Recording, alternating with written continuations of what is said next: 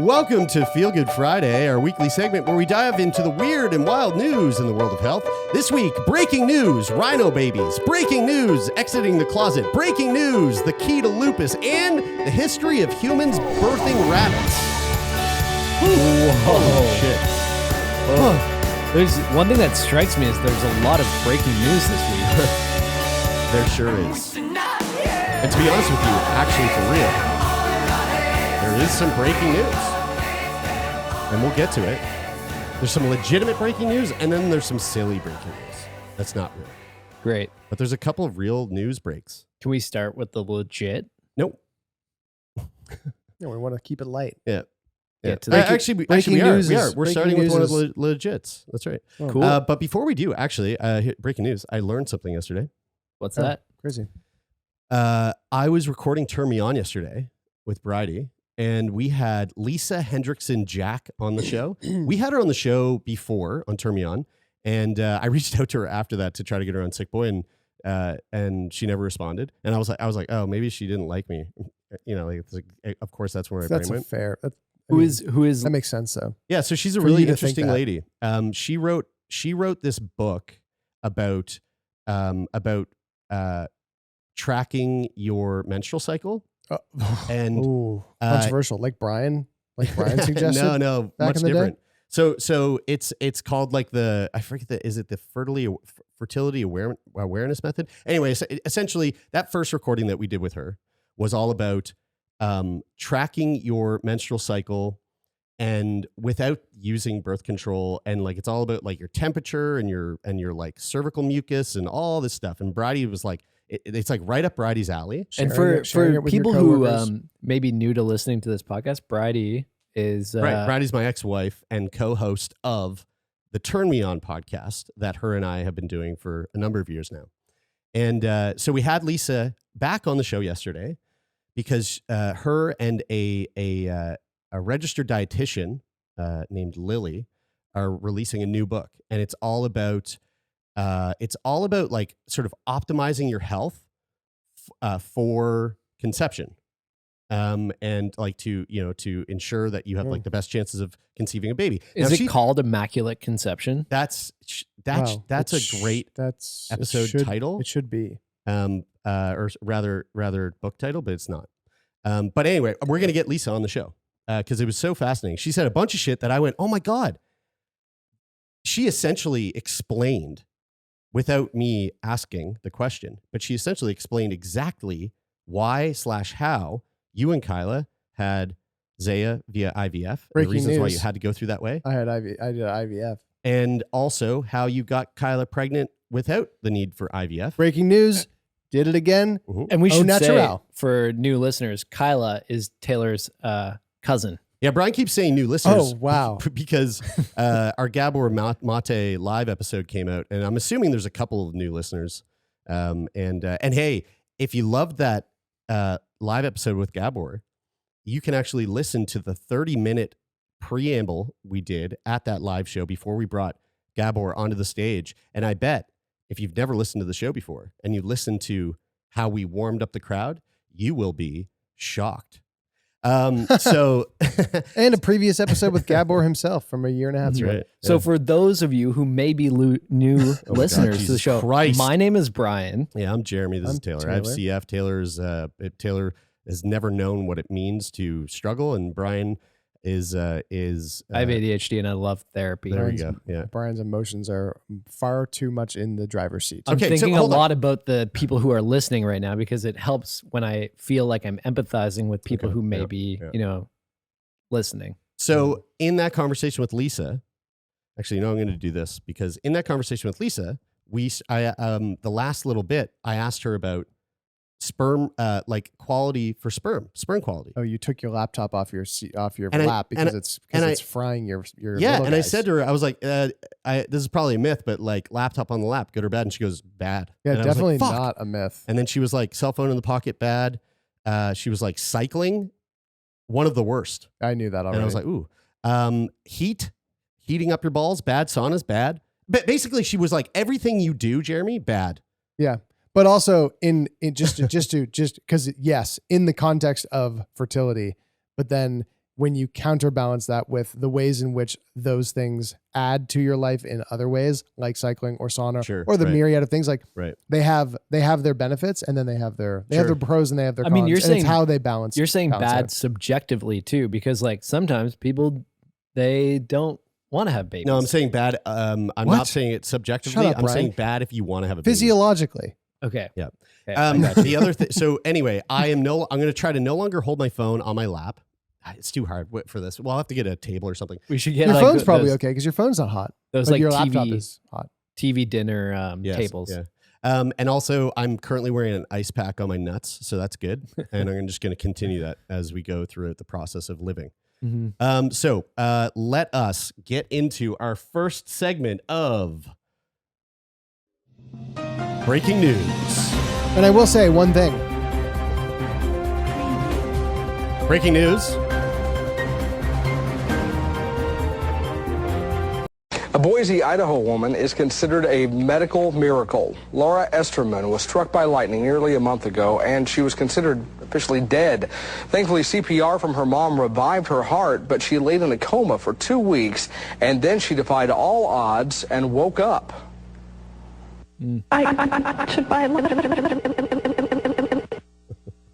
Wait. Oh, it's 2023, eh? Obviously, there was a problem with that tape. She doesn't really sound like that. She doesn't remember the accident, but the evidence is clear. I am so sorry. Laura's learning to walk again after the lightning burned her legs, and we'll have more on that story and hopefully get that tape fixed for you. We're going to interrupt that, and because again we have more breaking news. Oh, okay. I should have played the clip first and then the breaking news after, because what I meant to do for these segments is play a news clip as though we're watching the news and then cut away to the breaking news. So now's the breaking news. I was gonna say that footage didn't look like it was breaking. No, that's Yeah, right. Looked like I fucked up. Looked like it broke. But It don't looked like worry. it broke many years ago. Don't worry. Throughout today's news segment, we have 2 more breaking news moments where maybe I'll do it right. Okay, Oh, great. perfect. So actual breaking news. Rhinos make babies just like Taylor does. Yeah, I heard this. With IVF? So the recent development in the efforts to save Africa's northern white rhinoceros from extinction involves a significant milestone in the use of IVF. That's interesting because that's what we also call Taylor, our northern white rhinoceros. Yeah. Yeah. It's an endearing term. It's a pet name. Yeah. Because I'm so rare and unique. Scientists have successfully created a southern white rhino embryo in a lab using an egg and sperm previously collected from other rhinos. This embryo was then transferred to a southern white rhino surrogate mother named Kura at the Ol Pejeta Conservancy in Kenya. The procedure, conducted on September 24th of last year, resulted in a successful pregnancy, which is pretty neat, which was a crucial step in proving the concept of using IVF to save the northern white rhino subspecies. The pregnancy was confirmed to be progressing well, with a 70-day-old, 6.4 centimeter long male embryo. However, it is important to note that the surrogate mother, Kura, unfortunately passed away from a bacterial infection in November before the pregnancy could be brought to term. But despite the setback, the successful embryo transfer and the initial stages of pregnancy mark a significant breakthrough in conservation efforts, and this proof of concept opens the door for future transfer of northern white rhino embryos into surrogate mothers, offering hope for the preservation of this critically endangered species. Man, isn't it Crazy. Is it wild how They are wild, yes. how so okay, I have to ask a question Can first. you imagine though if we domesticated the southern white rhino? That'd be so cute. Well, that's how I think of Taylor. Yeah. A Right. domesticated Right. version Yeah, of that. yeah, that's right. But why are rhinoceri? Why are they endangered? Oh, Like, Jesus, is it- bro. Because is people I kill gotta them. know that. It's a result of humans, right? Plural. Yeah, yeah. So like now we have to. Is it kind of fucked up that we have to then go through these I believe so. procedures I would. to like try to undo the fucking up that we did? Well, yeah. I mean, that's just the whole. That's the whole campaign. Man, it just Yeah. like kind of goes to show that we should be more thoughtful about the things that we do and try not to fuck up like other species. Yeah, I mean, I think the main impact is poaching, which in and of itself is like a result of a whole bunch of other underlying, like economic and infrastructure and societal, cultural issues. Let's keep going down this lane. I feel like we could probably get to the bottom of why this is. Rhinoceros, plural, rhinoceros, or rhinoceroses, Okay. or this is crazy. This is kind of this doesn't make much sense to me. Or uncommon, rhinoceroses, or non-standard rhinoceri, or non-standard rhinoceri, which they just said that, or now rare rhinocerotes. Okay. Well, the more you know. Yeah. So there you go. So when I read about this, it made me think about Jurassic Park. And then it made me think about like if we could somehow use this technology to bring back, play God a little bit, bring back the dino. I think they're doing this with a woolly mammoth. Is that not something that's been happening? They've been trying to. They've been trying to do this with a woolly mammoth? Yeah, and I hope they do because I'll tell you right now. Or sorry, not with IVF, but with like Yeah. But like, some sort of similar technology maybe. But I would love that if they did it because I'll tell you one thing. I would love to see the return of some sort of show that's based on dinosaurs with the advent of new dinosaurs on the earth that kind of resembles this one here. You guys remember the show? Yes. Dinosaurs. That was the name of the show. Gotta love me. That guy was cool. That dino was cool. That's a terrifying show, honestly. I loved that fucking show, dude. Yeah. Scary. was so into it. Scares me now. It was awesome. And then the other thing that this made me think of was about you, Taylor. I've been thinking about you and IVF so much. The conversation with Lisa, this fucking story. And I remember when Kyla and you brought Zaya home. Again, Kyla's your cousin.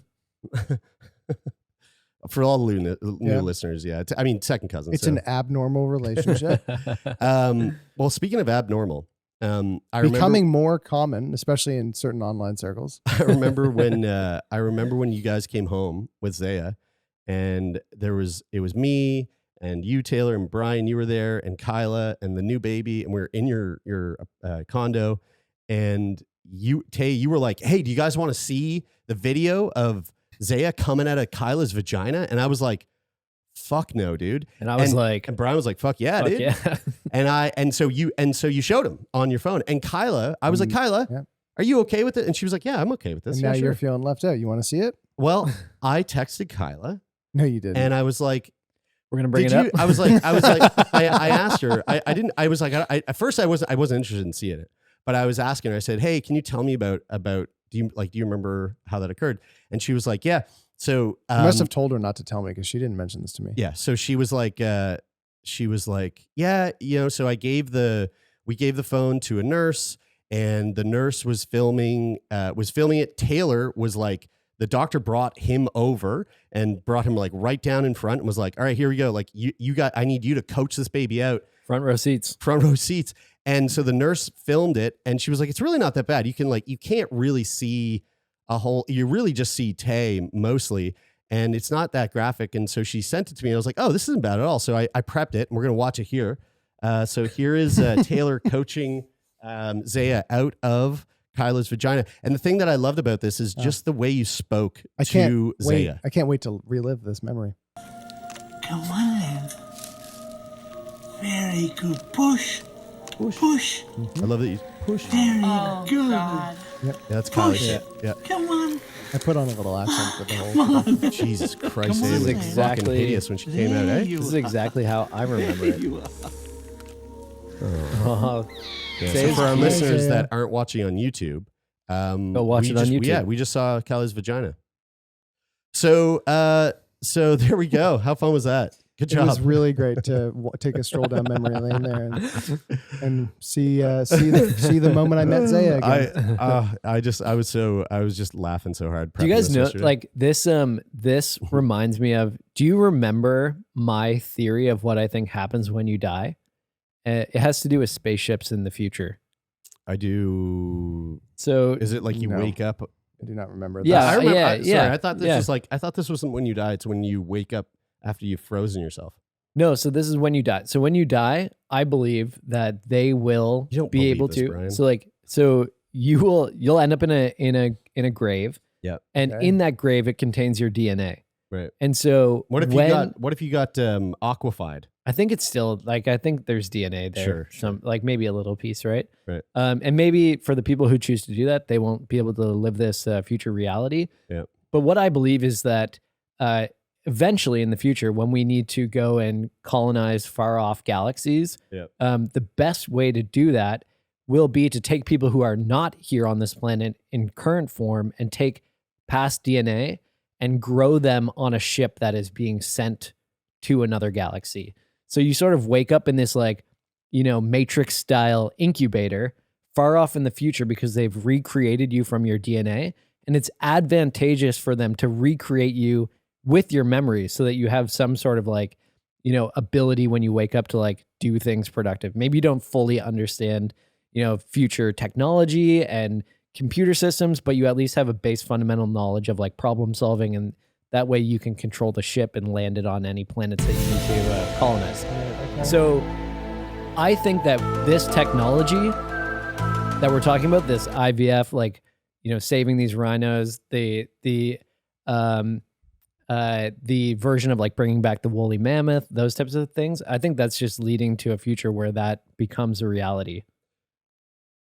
First of all, write that book. How about that? Secondly, notice how Taylor is completely checked out right now. I mean, he's just usually checked out, so like Guys, I don't I'm just- notice anything no, I'm See how different. much Taylor gives a fuck. No, I'm about- just placing an order. I'm just placing an order. That's all. Let's. Oh, what's this? Oh, yeah. All right, we're gonna have to throw to the news desk here. We got a story coming in. Right after the break, we're going to interview Eric Weihenmayer, who climbed the highest mountain in the world, Mount Everest. But he's gay. I mean, he's gay. Excuse me. He's Oopsie. blind. Okay, So we'll hear about let's that. throw to Okay. breaking news. We got a new breaking news segment here.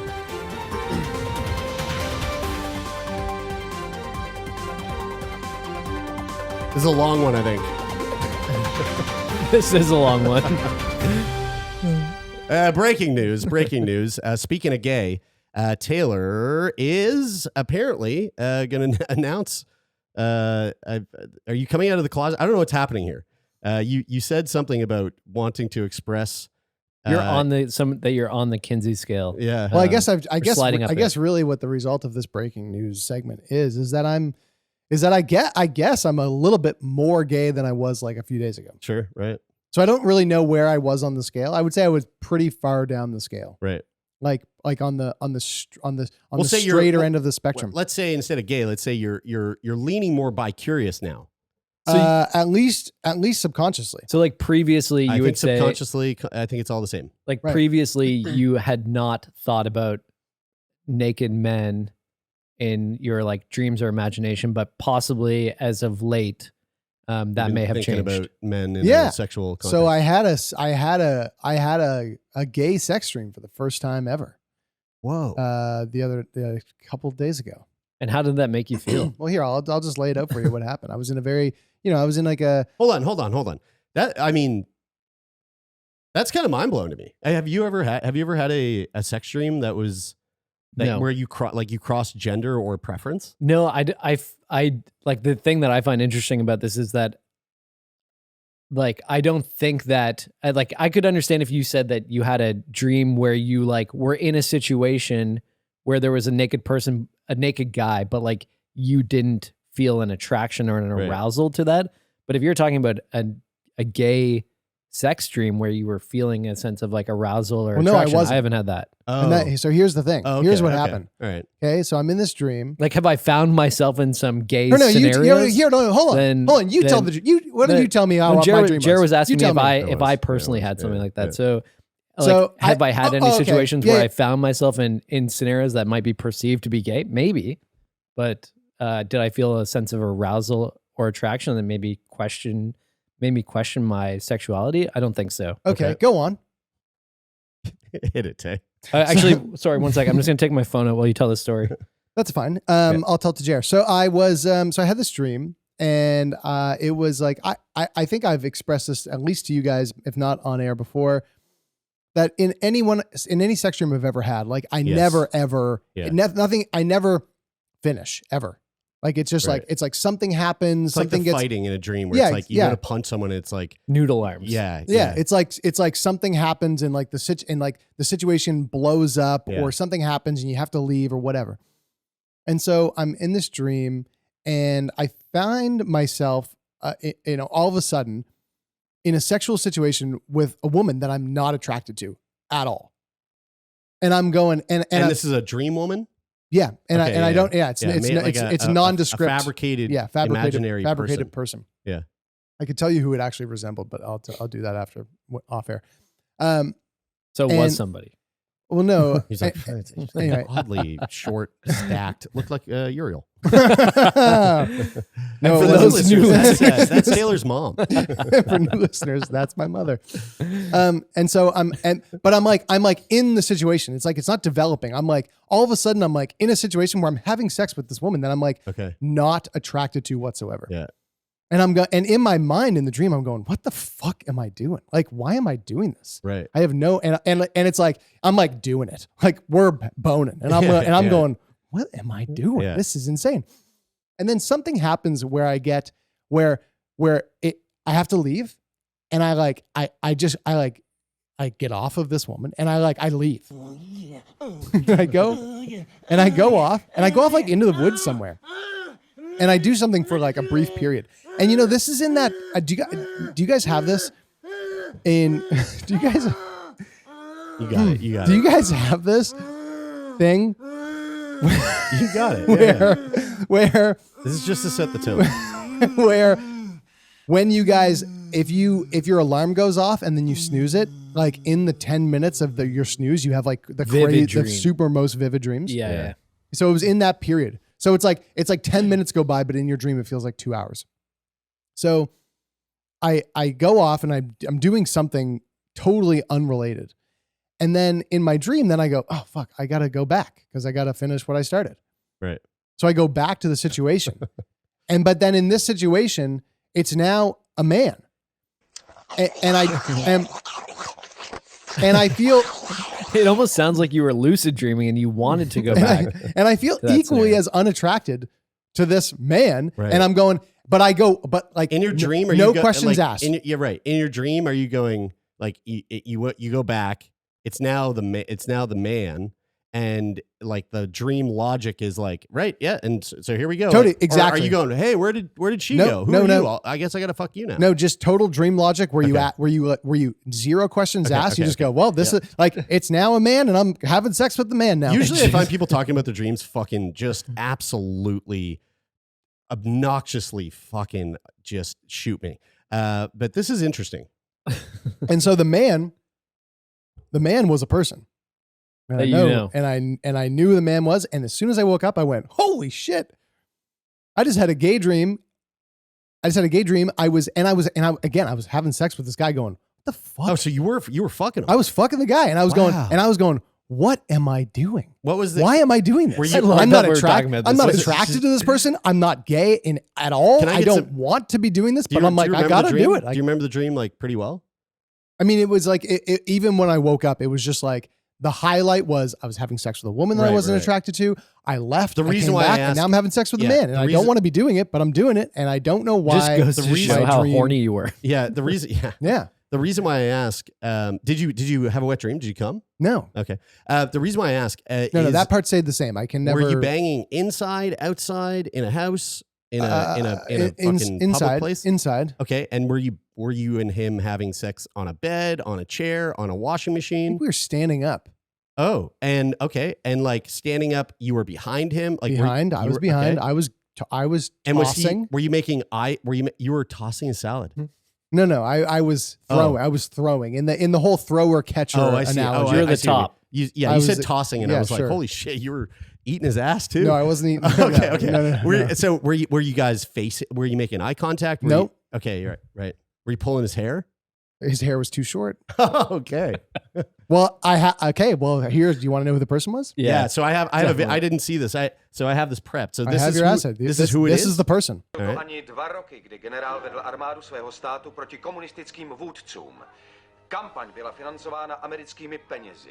Oh, Esperanzův vpád wait, nebyl is that- příčinou nepokojů pouze is v this jeho the zemi, is this the bad ale guy from a dokonce i Die Hard místech, movie? která Dude, byla dude, he's blízká. butt naked.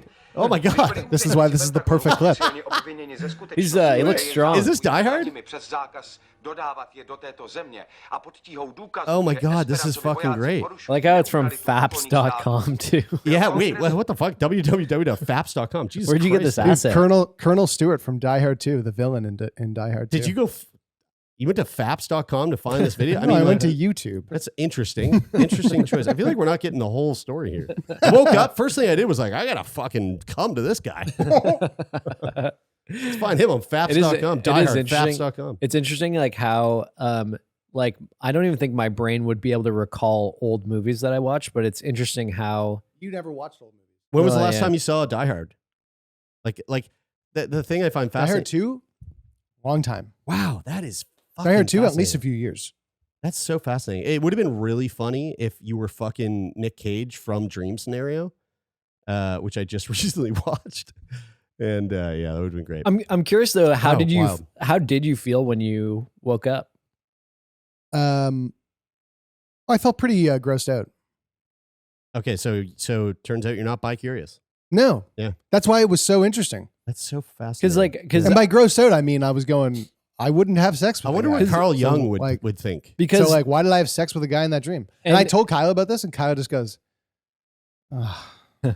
I think it's interesting. I'm going What? to ask my therapist about this. I think it's It's interesting. just funny because I know your therapist. Tell him it's me. I will. Um, No, I what? Yeah, like I'm going to be like, dude, Taylor told me this thing. What do you think? I think it's interesting from the perspective of like, think about how many, and like, I think this is probably particularly true for like 18-year-old guys.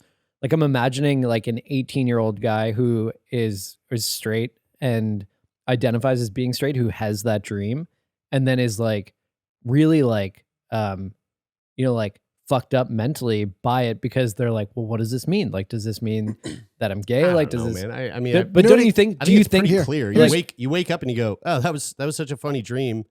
You know what it does? I think the part that would make someone like have a bit of a sort of like almost like existential crisis is like waking up from that and being like waking up, being rock hard and being like super turned on by that experience and then going, whoa, I've never had this feeling before. And this is so outside of anything that I ever identified with. So what does this mean? You know what I feel, but I feel like if Nathan, our Gen Z consultant who actually helped me with this, a segment in this episode, the next segment, if he had that experience, I'm pretty sure he would wake up. And if he was in Tay's boat, he would wake up, go, haha, that was a funny dream.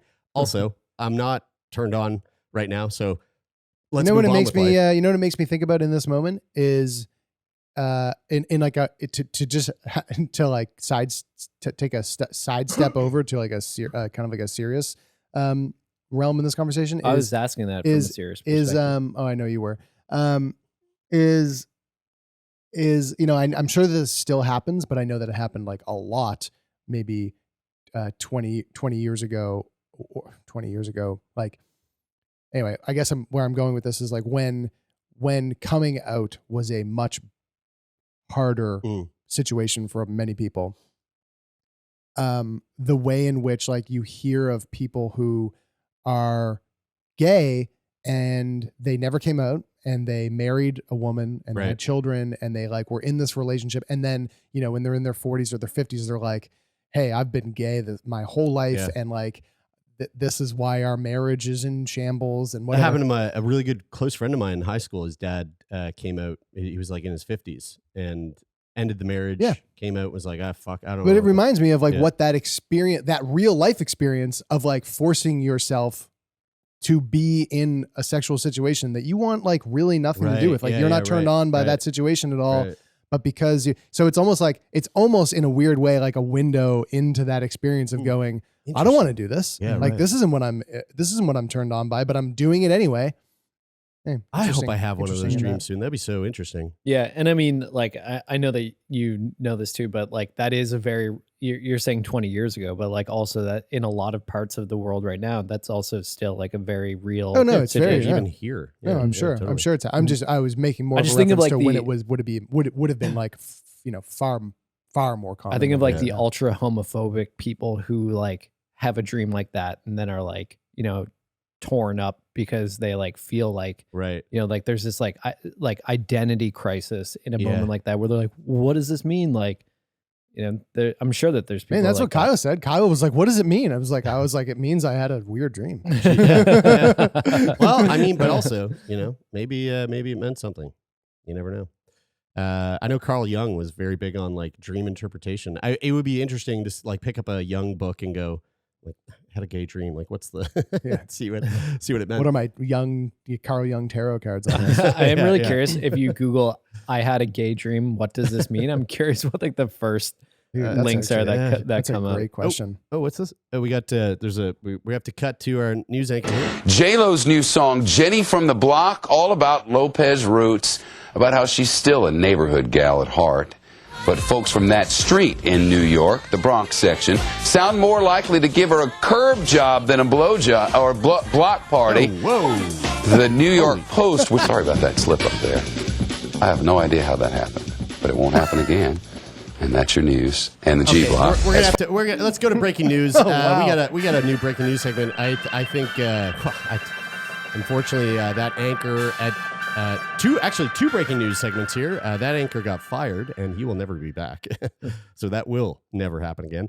But let's hit the actual breaking news here. So Lupus trigger has been found. This is actually for real. This is the whole segment of this breaking news bullshit, which is now over. Okay. We don't have to do that anymore. This all stemmed from this actual news that broke last week, which I think is a really big deal. So lupus is a tricky disease. We've spoken about lupus on the show multiple times in the past. And as far as I can tell, it's an autoimmune disorder, but it has all these it's really hard to get diagnosed. I don't think it's fully well understood. We spoke about a story of a woman who was in a catatonic state for 25 years. They thought she just had a form of schizophrenia. And after some some innovative thoughts and thinking and digging, one physician ended up finding out that this woman's catatonic state had nothing to do with her mental health and was completely related to the fact that she had a form of lupus that we did not know existed, which actually was attacking her brain, which typically I think the lupus is happening more underneath the blood-brain barrier. So this groundbreaking discovery in lupus research, led by the Max Planck Institute for Infection Biology in Berlin, traces the autoimmune disease back to a single mutation. Lupus, known for causing severe inflammation throughout the body, can significantly impact an individual's life. And here, I'm just going to preface this. We're going to get a bit sciencey here, and probably a bit over even our heads when it comes to the science. That's not hard. Not hard. But I have a remedy for that once we get through it. So, right, lupus bad, affects the body through inflammation. The research team, in collaboration with the Ludwig Maximilian University of Munich, identified a mechanism that triggers lupus in children by regulating the amount of a specific immune receptor that recognizes pathogen genetic material. When this mechanism is disrupted, it leads to an accumulation of receptors in immune cells, causing the body's own genetic material to be recognized and triggering chronic inflammation characteristic of lupus. Okay, so what are the key findings in this research? What are they? Tell us. Toll-like receptor 7 and lupus. The focus was on toll-like receptor 7, a critical component of the innate immune system responsible for detecting the genetic material of viruses and bacteria, thereby initiating an immune response.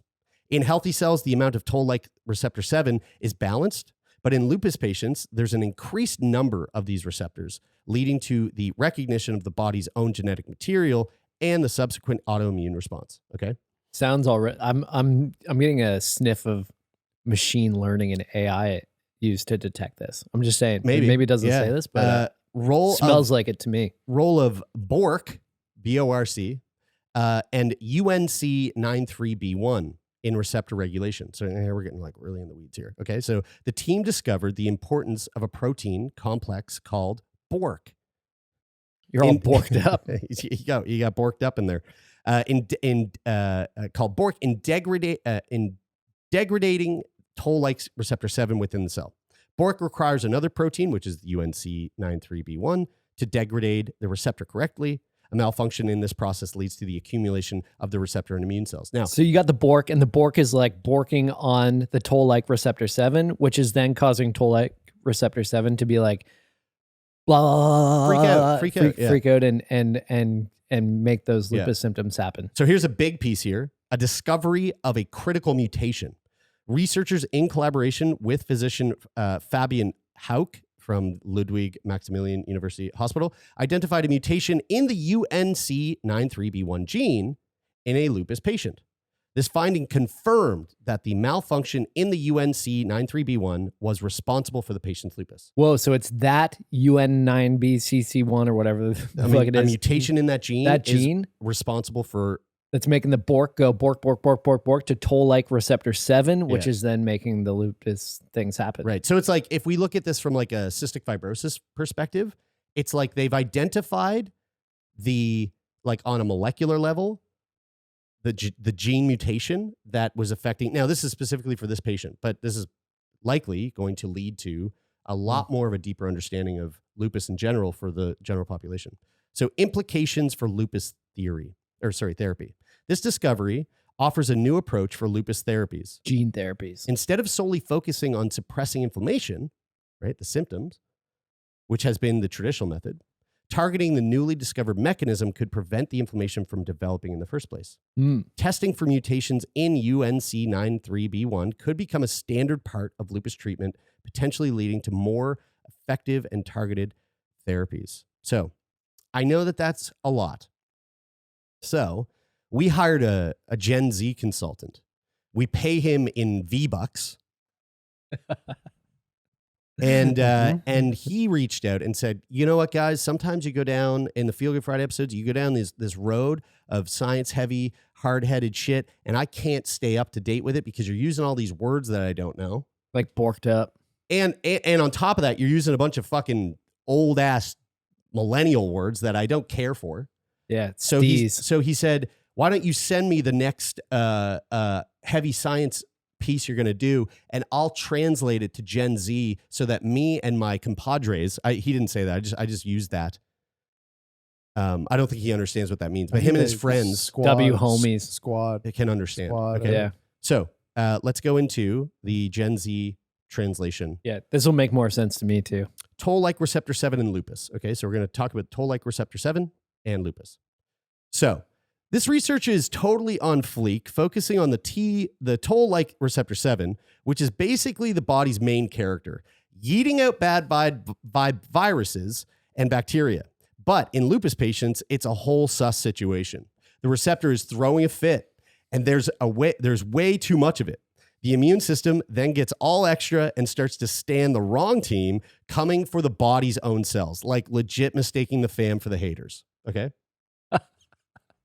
Dude, this is great. Now let's get into the role of BORC and UNC93B1 in receptor regulation. So Nathan says, enter the protein squad BORC, which is high-key important in this whole drama. They're supposed to keep toll-like receptor 7 looking snatched, but if they ghost, it's a whole vibe check because the receptor gets turned, and not in a good way. Think your TikTok feed, but it's just endless cringe. Okay? All right. So, all right. Shit. So now we move on to discovery of a critical mutation. The researchers were like, we smell tea. And they spilled it when they found a mutation in the UNC93B1 gene in a lupus patient. This was the major gross. Proving this gene glitch was stirring the pot behind lupus, like finding out who's been sliding into your BFF's DMs. Okay. Damn. Now, here's the implications for lupus therapy. This is not just tea. It's the whole tea set. It could totally flip the script on how lupus is treated. Instead of yeeting the inflammation with meds, docs might go straight for the glow up and target the root cause. This could be a total flex, reducing the disease's whole energy. Think less sick mode and more squad goals. So what are the broader research collaboration and findings for all this? Well, the deets were dropped in Science Immunology, and the Technical University of Dresden was like, hold my boba, revealing more UNC93B1 mutations that can trigger lupus. It's the plot twist we didn't see coming, revealing the secrets of really aggressive forms of lupus that slaps different in kids and teens. This research could be the glow up we've been waiting for. So yeah, this research is thebomb.com. It's like decoding the flex that is lupus, a total slay in the science world by peeping a tiny gene tweak can cause such a big oof. They're opening up new ways to keep people with this condition living their best lives. We stan. Yeah, we do. Dude, hell yeah. Dude, this has to be a regular segment. I think it might be. Yeah, I'll have to come up with a good stinger for the Gen Z translation. This will be our. We'll just clip these and put them on TikTok, and we'll have our own podcast glow up. That's it. All right. Well, let's get into this week's edition of. It's actually a double edition. It's a double edition of.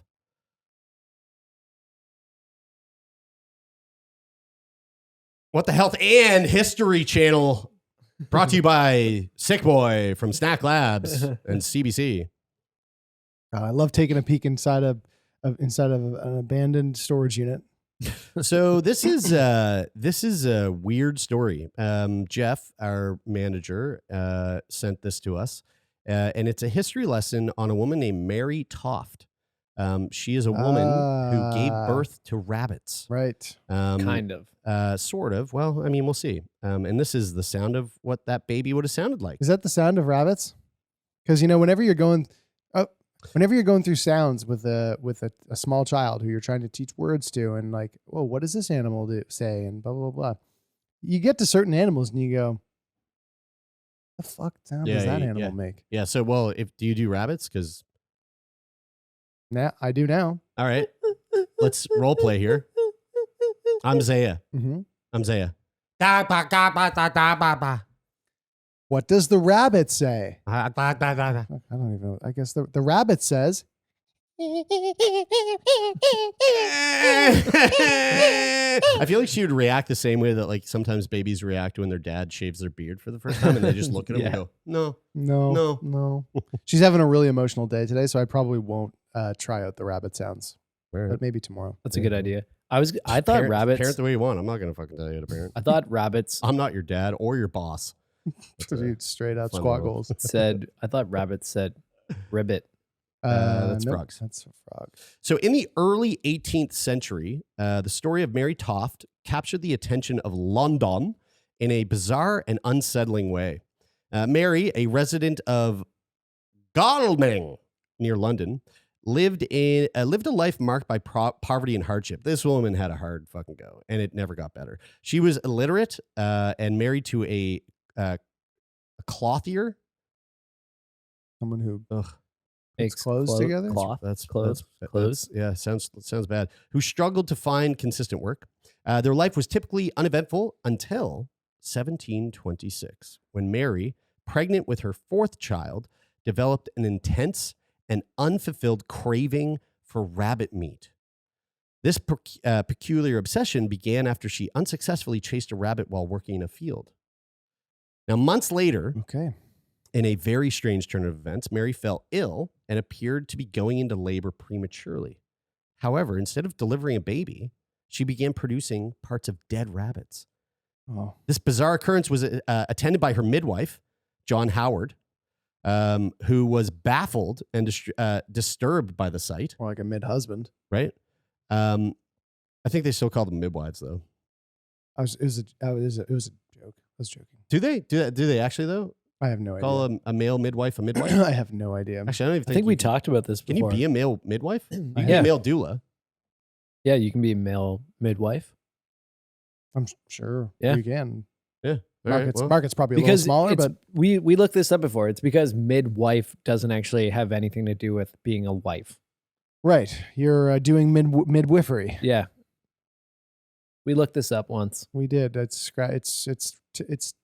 Midwifery. It's ringing a bell. Yeah, the first male midwife in Canada was it was back in 2012. So there's definitely not a lot of them. Anyway, John Howard was ahead of the game. So he was like, "What the?" So he was like, "Yo, do not stand this. This is not on fleek, and we got to yeet these rabbit pieces out of here." Just fucking, I don't know, Nathan, if you're listening still.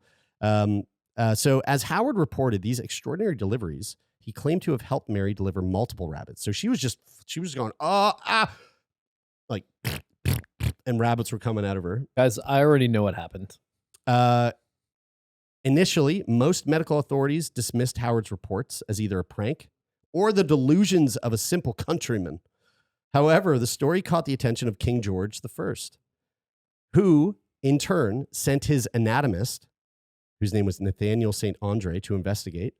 So St. Andre shows up, and he's an opportunist with a colorful past that included various odd jobs across Europe.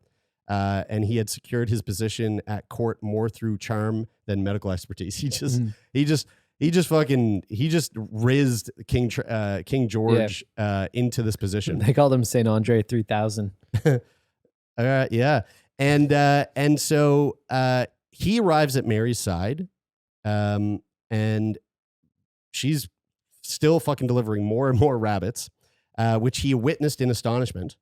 And so St. Andre, perhaps too eager for recognition and lacking skepticism, quickly became convinced of the legitimacy of Mary's case and presented his findings to the king. So the story of Mary Toth giving birth to rabbits spread rapidly through London. Interesting little fact here. London at the time was obsessed with news and like print news and rabbits. When Paris had their first edition of any type of tabloid or newspaper, they released their first newspaper. France. London had already had 300 newspapers in circulation. So they were eating up news left, right, and center. They loved it, and a lot of it was like based on not like journalistic integrity. It was all based on sort of gossip and like, you know, sensationalized stories. Yeah, and dude. shit. It's all the magazines that we get in our grocery store shop. I mean, it's not aisles. that Like, different from London today. England today is very much still the exact same thing. at the checkout counter when we see the tabloids and it's always about the royal family and stuff like that. It's just that's the current Hello, times Canada. version of that. So, so this spread rapidly through London, igniting public fascination and horror. The phenomenon tapped into contemporary interests and fears around monstrous births and the mysterious capabilities of the female body. They can do rabbits. They're hysterical and mysterious. Notable figures such as Dr. John Mowbray, who believed in the possibility of such occurrences, found Mary's case to be a validation of their beliefs.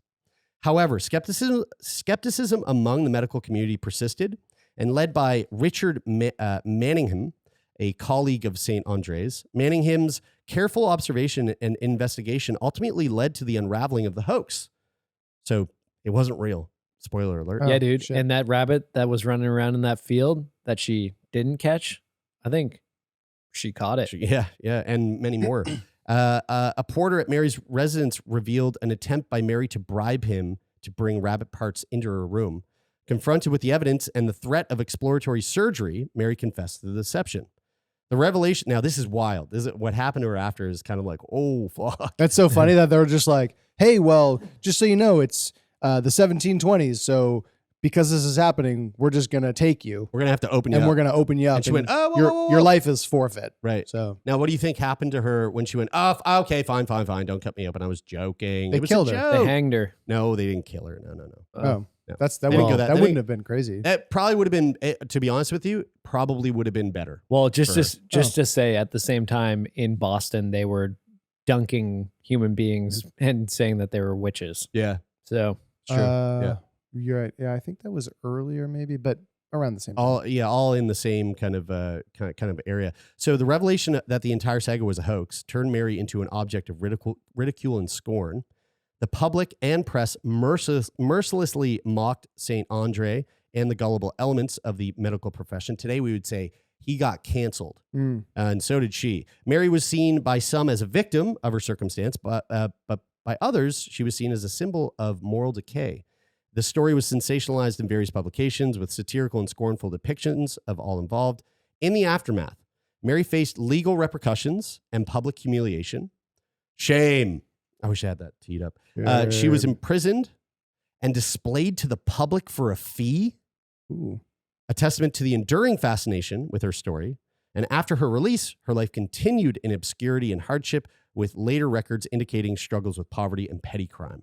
Could you imagine sitting around with your friends in the 1700s and going, "Hey, what do you guys want to do tonight? Should we go down and and see take the a look rabbit at lady?" Mary, and Yeah. then go and pay money to do that?" So here's a photo of a depiction of a bunch of men coming into Mary's room there. You've got the midwife, I think, on the far left, a female that's kind of helping Mary. Mary is in a lot of pain, it looks like. Fits She's of pain. And on the floor, for just the listeners, on the floor, I've got 1, 2, 3, 4, 5, 6, 7, 8, 9, 10, 11, 12, maybe 13 rabbits. A litter, if you will. Those are not rabbit parts, though. Those are whole full rabbits. Yeah. And also, I love these like 17th or like 1700 speech bubbles, and it looks like there's text coming out of it that says, "Bruh." Wait, where do you see the speech bubbles? I see the letters. Yeah, no, there's these. Yeah, they are these, like, little weird speech bubbles. They're Yeah. like they're Oh, ancient speech yes. bubbles. Is Oh, I that guy see. on the They're right? not speech bubbles. They're speech scrolls. Yeah, right. yeah, they That's are. right. And the guy on the right saying, "Bruh." Ah, Yeah. And he's a going group- mad flex. A group of rabbits is actually known as a colony or nest, or occasionally a warren, And now I'm married. as opposed to a what did you say? You didn't said say a litter. flock. I said a A litter. litter. Yeah, right. I mean, it is really good to know finally now in 2024 that females can't birth rabbits, because I mean, up to this Yet. point, that Yet. has been inconclusive. Yet. Now we have the historical evidence. It's coming though. Yeah, maybe. I mean, Right. we Yeah. just Sure. covered the story about the rhinos. Yeah. And Kylie gave birth to a baby velociraptor. I mean, you know that you guys know that there are labs that are creating monkey human hybrids, right? yes, Yeah. yes, I do. Yeah. Yep. Learned that from Alex Jones. So there you go. That's it this week. That was fun. Hope you enjoyed that, and welcome to all our new listeners. And if you're still here, yeah. These Feel Good Friday episodes are just us dicking around. But hey, look, if you are listening and you are new, we've got some exciting stuff coming in the pipeline. We've got an episode coming out next week where we spoke to a woman about MRKH, super fascinating female reproductive issue that we never knew about until we had that conversation. Meyer-Rokitansky Kucher-Hauser syndrome. Whoa. That's what it was. Whoa, dude. for you, Good dude. job. Good Yeah, for that you. is very impressive, Bri. I Because think we recorded that a while ago. We also have we're also going to be talking to a doctor about the opioid crisis next week, which is an episode, a little peek behind the curtain, an episode that fell through the cracks. And I found it, and I was like, "Fuck, we never published this," and we recorded it probably in It was a few months August. ago. Crazy. So Dr. Afton Hassett, apologies.